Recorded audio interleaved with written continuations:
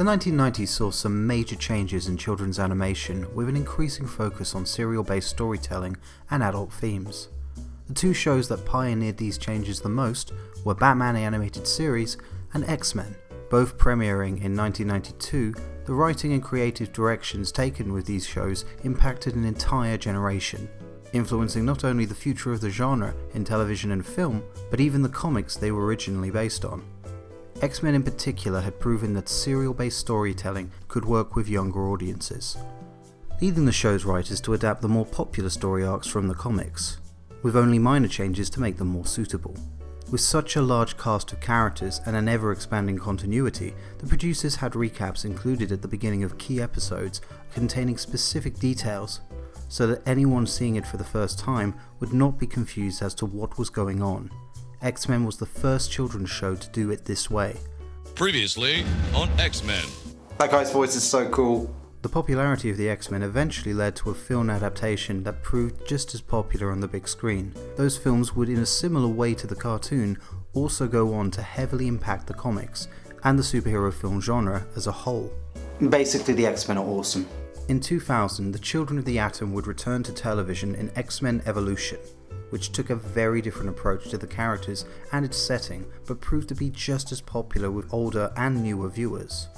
In 2009, the X-Men would once again return to television in Wolverine and the X-Men, produced by Toons Entertainment in association with French-based companies Liberation Entertainment and Eva France, with producers of note including Eric S. Rollman, Kevin Feige and Joshua Fine, with Boyd Kirkland working as a supervising director and executive producer. Eric S. Rollman was president of Marvel Studios and Animation during 2004 to 2010.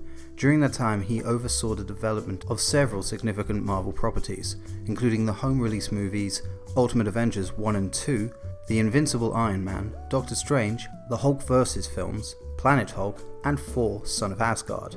Series-wise, he also produced Iron Man Armored Adventures, Spectacular Spider-Man, and the Superhero Squad show.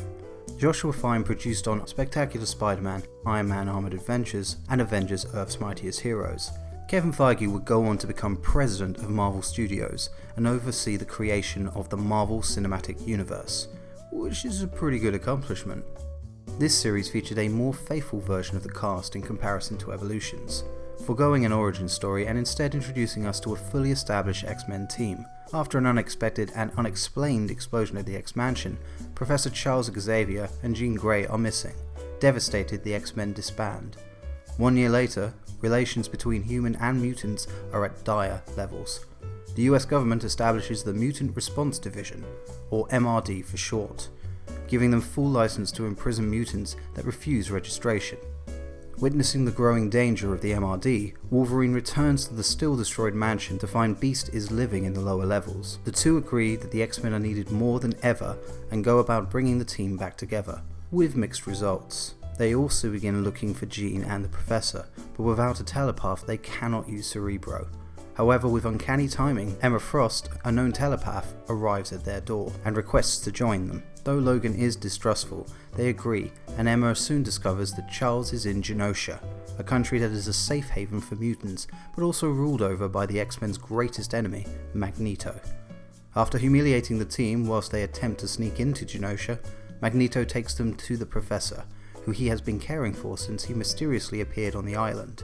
Xavier is in a comatose state, with no sign of his consciousness being present. Upon their return, Xavier telepathically contacts the X-Men from 20 years in the future. He has awoken to a dystopian future where mankind and mutant kind are both at the mercy of the Sentinels. He orders Wolverine to reunite and lead the X-Men, as they are the world's only hope of survival. Main theme and intro.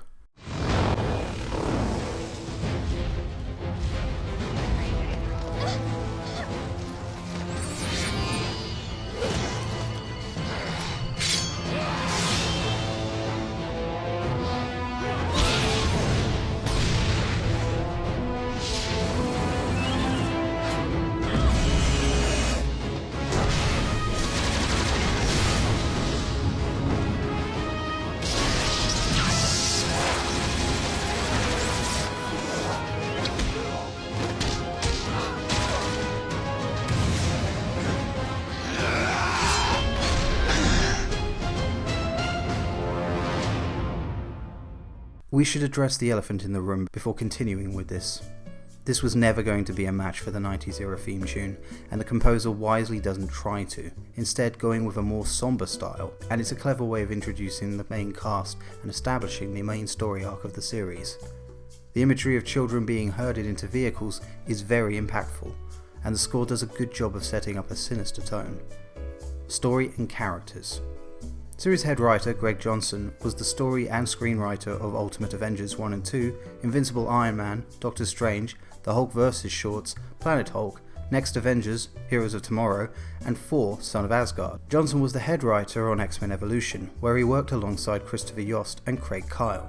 Christopher Yost, as well as serving as script editor, wrote several episodes. He and Craig Kyle, as well as overseeing production of the show, would go on to co-create the character X-23, a character that would prove to be so popular that the two would also bring her into the main comics continuity, much how Harley Quinn did with her first appearance in Batman the Animated Series.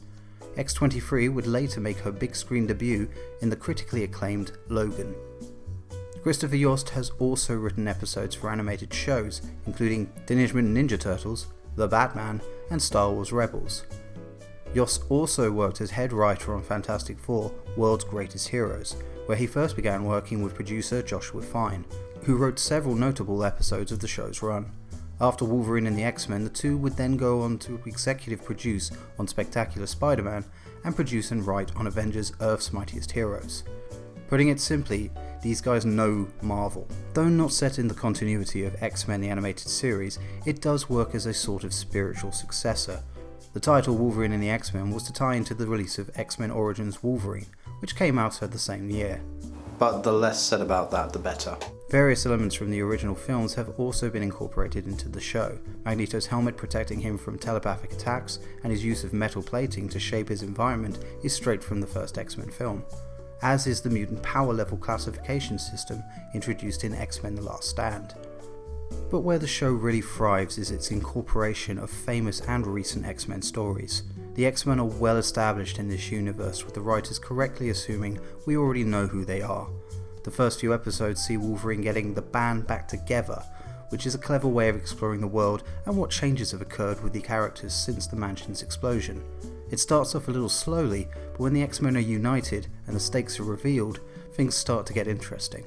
The writers do a fantastic job of integrating elements from all aspects of the X-Men's long and frankly bonkers exploits, with notable influences from the likes of comic writers Chris Claremont and Grant Morrison. The most obvious adaptation being Chris Claremont's time travel story, Days of Future Past. The series being set in two different time periods allows for a lot of scope with the storytelling, and is a fun way to include fan favourite characters, such as Blink, Bishop and Gambit. They even include interdimensional television producer, Mojo. I love Mojo! What the series also does do very well is conveying mutant phobia, or more accurately, addressing the topic of racism. Not only are mutants being persecuted by the general public, they are now being detained without trial simply for being born the way they are. In the first episode, Wolverine rescues a multiracial family at great risk to himself. The family's Caucasian friends, witnessing this act, without hesitation attempt to hand him over to the MRD, purely because he is a mutant. It's a very effective scene. This increasingly dire situation leads large numbers to seek refuge in Genosha, now seen by many as a safe haven for all mutants. These mutants attempting this are often at the mercy of boat captains and crew that view them little more than cargo. It is also implied that others attempting similar journeys have simply been disposed of once payment has been received. That's some very dark subject matter. First and foremost though, this is Wolverine's show. This is noticeable with Cyclops no longer being team leader. Irreconcilable after the loss of Jean, he's frankly become pathetic, to the point that he even wears a trench coat on missions, leading Xavier to appoint Wolverine team leader. Episodes often tend to focus more on him, with the rest of the team not really getting much to do in between. In particular, Storm and Beast don't receive much focus. That's not to say interesting things don't happen to the X-Men, but Wolverine's name is first in the title for a reason. Design and style. Here is where the show begins to stumble. The character designs and their proportions are, for lack of better words, a little off. Movement isn't very fluid at times, with not much thought seemingly put into the physics of the universe. Often backgrounds in particular are very basic and uninteresting, and sometimes sequences can seem jarring with little effort seeming to be put into making the shots more dynamic. Action. Because of the large variety of interesting powers available, the series features some very cool action sequences, with some nice teamwork being utilised by the X-Men, especially when they are fighting Sentinels. Fighting giant robots just never gets old. Wolverine and the X-Men also featured some high-caliber directors with extensive resumes working in various animation and producing roles, all of whom at some point worked on X-Men Evolution. These included Nicholas Filippi, who has directed on shows including American Dragon, Clerks the Animated Series, and Big Hero 6 the series. Stephen E. Gordon, who directed Ultimate Avengers and several episodes of Avengers Earth's Mightiest Heroes, and Doug Murphy, whose directing credits include Mighty Ducks, Young Justice, Justice League Action, and Constantine City of Demons. The previously mentioned Boyd Kirkland, as well as directing, worked as a supervising director for the series. He worked in the art department and as a sequence director on Batman Mask of the Phantasm, and as a director on episodes for Batman the Animated Series and Avengers Earth's Mightiest Heroes. He was the writer, producer, and director for the animated feature film Batman and Mr. Freeze Sub-Zero, but sadly passed away during production for Avengers EMH's second season. The loss of Boyd Kirkland had a massive impact not just on that show, but on the industry itself. The episode Michael Korvac was dedicated to his life. The ending credits included the dedication, in loving memory of Boyd Kirkland, friend, father, director, Avenger. Soundtrack. Veteran composer Dean Grinsfelder has provided music for hundreds of film, television, and interactive projects over the past 2 decades, for which he has won several awards, contributing on shows including 1996's Incredible Hulk and Star Trek Enterprise, and composing for Kings of Atlantis, 2011's Mortal Kombat, and Justice League Gods Amongst Us. He does a good job giving the series a recognisable theme, with clearly intended similarities to the original movie's score. It works well in action sequences and the occasional moments of humour. Voice cast. This is where Wolverine and the X-Men truly shines. Industry legend Steve Blum is to playing Wolverine what Kevin Conroy is to playing Batman. Fans of Adult Swim and Cartoon Network will recognise Blum as the voice of Tom, the host of Toonami.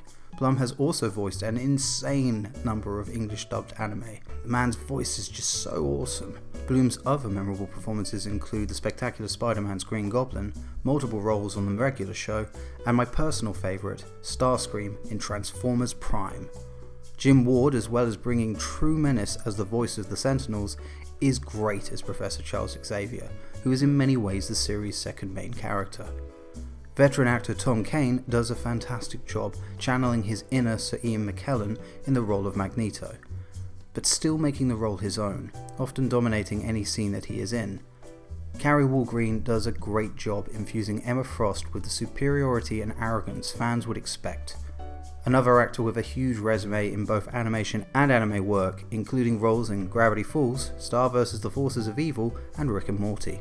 Walgreen was also the first to voice female Transformer combiner Victorian in Hasbro and Mishimo's produced Transformers shorts. Jean Grey is played by Jennifer Hale, whose career spans 3 decades, voicing characters in shows and computer games including Star Wars Knights of the Old Republic, the Mass Effect games, Mortal Kombat, Brutal Legend, Wreck-It Ralph, the 90s Spider-Man, Justice League, and Avengers Earth's Mightiest Heroes.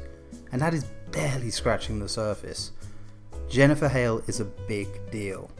Nolan North plays Cyclops. Best known as Nathan Drake from the Uncharted series, Desmond Miles from Assassin's Creed, and David in The Last of Us.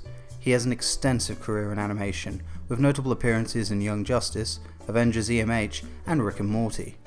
Nolan North is also the first actor to play Deadpool, bringing the Merc with a mouth to life for the first time in Wolverine vs. Hulk. Joining the list is Grey DeLisle. Best known for playing Vicky in The Fairly OddParents, DeLisle has an extensive career in voice work, with shows including Green Lantern, Regular Show, Brickleberry, and Star vs. the Forces of Evil, as well as voicing Scooby-Doo's Daphne in various releases since 2000. She was also utterly wasted playing RC in Transformers Revenge of the Fallen. Tara Strong brings her considerable talents to playing a lot of the supporting cast, best known as Timmy Turner in The Fairly OddParents, Bubbles in Powerpuff Girls, Twilight Sparkle in My Little Pony, Friendship is Magic, and Raven in Teen Titans and Teen Titans Go. A little known fact, Tara Strong is also the singing voice of Meg Griffin in Family Guy. Josh Keaton, Crispin Freeman and Yuri Lowenthal also feature prominently along with Samurai Jack himself, Phil Lamar, who is clearly having a great time as Gambit. Fred Tatasciore, who is to playing the Hulk what Steve Bloom is to playing Wolverine, is excellent as Hank McCoy. Liam O'Brien pulls double duty playing Angel and gives an outstanding performance as Nightcrawler. And no modern animation would be complete without the voice master himself, Kevin Michael Richardson. Charlie Adler, best known for roles on Rocko's Modern Life, Cow and Chicken, and Real Monsters, and voicing Buster Bunny on Tiny Toon Adventures, was born to play Mojo. I just really love Mojo. The Clancy Brown effect. Whenever I watch any cartoon, the first thing I check is, does it feature Clancy Brown? Clancy Brown is one of the all-time greats of cinema and television, most famous for his roles as the Kurgan in Highlander and Lex Luthor in the Bruce Timm DC era. Still to this day, the best Lex Luthor. The man has done a lot of voice work over the years, to the point where his presence has almost been a constant in shows I watched growing up. As a result, any show not featuring him will never, in my eyes, be truly great. Hell yes, he is! Mr. Sinister! That casting is just so good! Not enough episodes though. How meta is it? As mentioned earlier, the show takes from all aspects of X-Men related media to tell its own unique story, with various Easter eggs and nods featured throughout the series. At the time of its production, Marvel and Lionsgate released the short film Hulk vs. Wolverine, which featured Steve Bloom and Fred Tatasciore. Though the film was far more adult in tone than Wolverine and the X-Men, it was still part of the same continuity. During the course of the season, those plot points and characters would be revisited, when the two are reunited through the manipulations of Nick Fury, who was voiced by Alex Desert. This would be the same Nick Fury and actor that would appear in Avengers Earth's Mightiest Heroes. It was a very clever way of loosely creating a shared universe, which Joshua Fine and Christopher Yost have both implied was the case. Season 1 ended on a cliffhanger that hinted at an adaptation of one of the X-Men's most famous stories for Season 2, but alas, it did not happen. Though Wolverine and the X-Men was very successful with audiences and critics, some of its financing was pulled, making costs too high for the series to continue. It's also worth noting that at the time of production, Marvel under the leadership of Ike Perlmutter were conducting a scorched earth policy with all things X-Men. An unthinkable thought now, but in the 90s, in order to avoid bankruptcy, Marvel had sold the film rights of the X-Men and the Fantastic Four to 20th Century Fox. This deal allowed Fox to use any characters and stories from the X-Men back catalogue, as well as anything new published in the comics.